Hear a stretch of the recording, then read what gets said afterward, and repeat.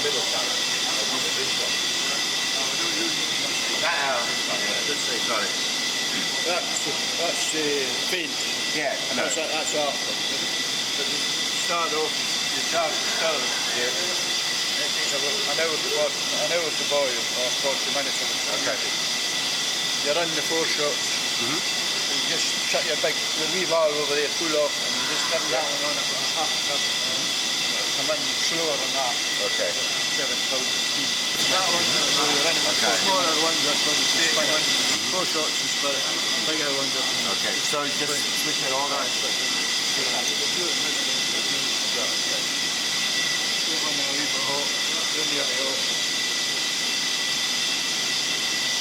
Oh, okay. You come at the big set the planes, and then you put it on to sample. And then once the sample's up, you turn it to shot. One shot? No. Once it comes up, just keep it shut. And this direction is? Just let it come up real slow and then shut it. Anytime there. This direction?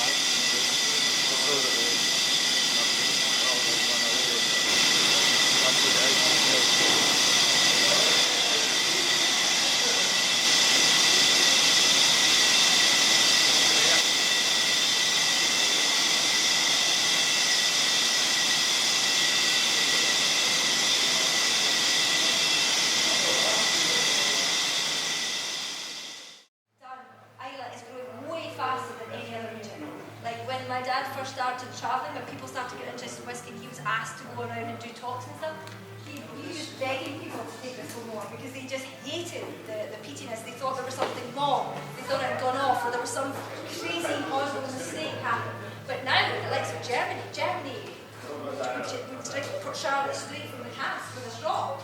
They absolutely love it, you know. So the demand and the potential out there for Islay whiskies far outstrips many other regions. That's what we want to do with, we call this the ACE program, we don't call it finishing. Finishing is a negative, you finish, it's the end. This is not the end, this is the beginning. So we call it the ACE program, which is additional cask enhancement. The great thing about this one is, generally speaking with whiskey, on your tongue you know it's sweet, salt, sour, and bitter is here. Sour is not working here. So of the 10,000, sour is sleeping, which is good. But for the first time you've introduced smoke to it. So you've got the sweetness of the spirit and the fruit there. Sweet and the salt. There's no salt in it, but it's quite a heathery kind of Hebridean iodine. I mean iodine in there, you know.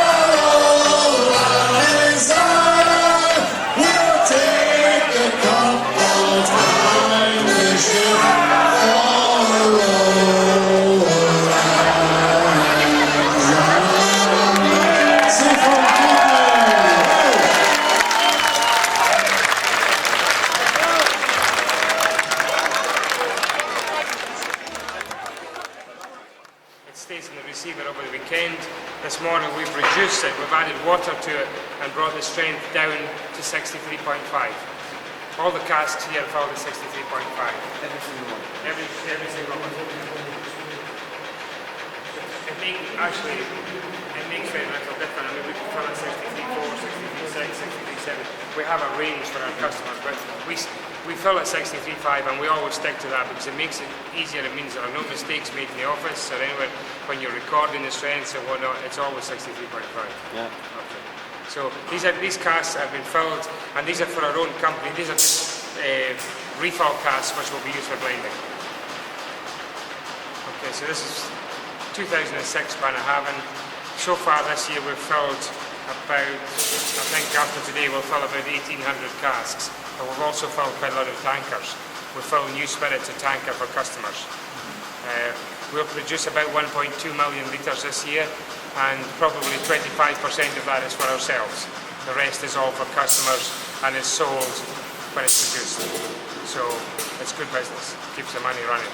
How many liters of peated malts did you produce this year? This year is considerably more than before. I mean, it's going up every year. I think probably about 250,000 or thereabouts. Yeah. And again, some of that is for customers, some for ourselves. The word has gone around that we're producing peated spirit, and this year we have quite a few orders for other people.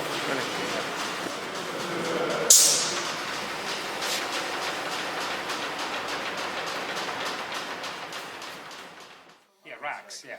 So the casks just pop into the racks. But this is real warehousing, and nothing changes in here. The temperature doesn't vary very much summer or winter. When you come in the winter time, it feels quite warm. When you come in the summer, like today, you get a little bit of a chill down your back. But the temperature actually hardly varies. It's very damp, the atmosphere is very damp, and as you go around, you'll see that the enemy here is rust. If you look at the casks as we wander around, you'll see there's a lot of rust on the cask hoops. And that's a big problem for us. Our guys are constantly changing hoops, putting on new hoops. What can happen is you come in warehousing, the way you check your stock in warehousing is we do what we call tapping. So the guys will come around 3 or 4 times a year with a wooden hammer and they tap the end of the cask. And if they hear anything that sounds very hollow, like it's very low, they would take the cask down, they would examine it, see if there are any leaks, repair them, and we keep a record. Now what we were talking about in the filling store was new spirit. Bannahaven, the new spirit is particularly fine. I mean, I'm very biased, but it's very true. So we have new spirit, which is very nice and floral, very sort of citrus flavour to it. You know, so it's quite fruity. It's quite fruity and fresh, and generally speaking, very nice. And so what we'll do is we'll have a little walk about here, and we'll see what we can find. I mean, I think maybe what we should do is we should taste something a little bit older. Old whiskey. You should twist their arms high Yeah. And there is a big difference here, which I'm sure, I'll tell you about it anyway, but I'm sure you're aware. I mean, the difference between a whiskey which is brought down artificially to the strength you choose to drink it. I mean, if you take whiskey from a cask and water it down to 40%, it's a different animal from something that's come down to 40% on its own. You know, purely in the warehouse. So I mean, you have to keep that in mind.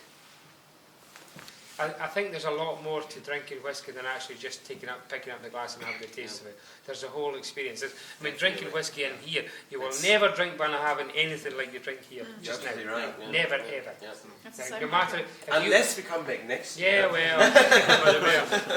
but if you drink whiskey, if you drink Bannahaven whiskey in the best hotel in London or the best hotel in Frankfurt or whatever, it won't taste like it tastes here. Because you need the muck and the dirt. You know, you need this. You know, and the fact that it's the whiskey's in here, there's nothing bothering us at the temperature it likes to be, and you know. There's something in that. Yeah, well, it's not just your taste. Yeah, it's not. No, it's a full sensory thing. It's the whole Buna, as I said. That's quite funny because people talk about Bannahaven as being Buna, but in Scotland they say it's the full Buna. It's like when you go to an Indian restaurant, you have the full Buna, which is when you get everything. The guys in Glasgow they come in like this with the bottle. You know, they've got the bottle in their pocket, and they go round circles like Billy Connolly does. You know, they come in and they just sit down in the Indian restaurant. And says, just bring us everything, you know, and 6 pints a wine.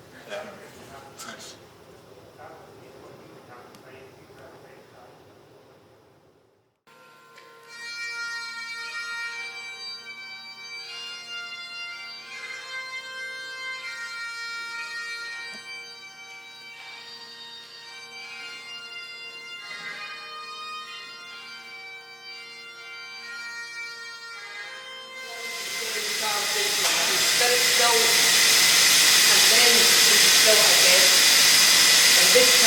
in the three stages, what we call the head, the heart,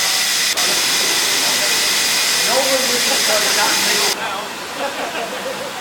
I was the master of horror films, maybe it's empty.